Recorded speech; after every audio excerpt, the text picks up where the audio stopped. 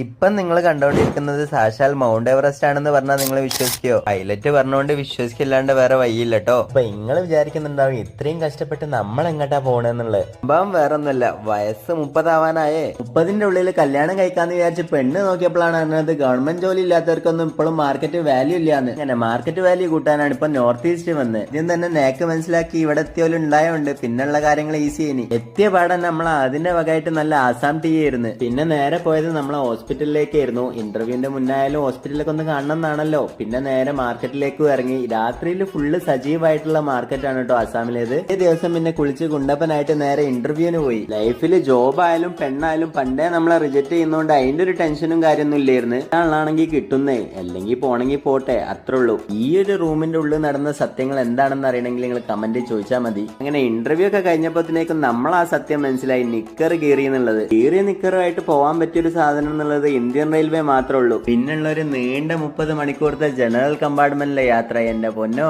ബീഹാറിൽ ഇലക്ഷൻ ആയതുകൊണ്ട് ട്രെയിനൊക്കെ കുറവായിരുന്നു. കിട്ടിയ ആൾക്കാരോടൊക്കെ നമ്മൾ ഇൻസ്റ്റാഗ്രാം ഫോളോ ചെയ്യാൻ പറയുന്നതാണ് ഇക്കാണെന്ന്. അസാം മുതൽ UPക്കുള്ള ഒരു യാത്ര, അത് പറഞ്ഞറിയിക്കാൻ പറ്റാത്തൊരു അനുഭൂതി. ഇനി വേണമെങ്കിൽ നിങ്ങൾ കുറച്ച് കണ്ടോളി. ഇത്രയൊക്കെ കണ്ടിട്ട് നമുക്ക് ജോലി കിട്ടുമോ കിട്ടൂലെന്ന് നിങ്ങൾക്കൊരു ചോദ്യം ഉണ്ടാവും. കിട്ടി പൊക്കിയില്ലെങ്കിൽ അതിനുള്ള ഉത്തരം അടുത്ത വ്ലോഗ് പറയാന്ന്.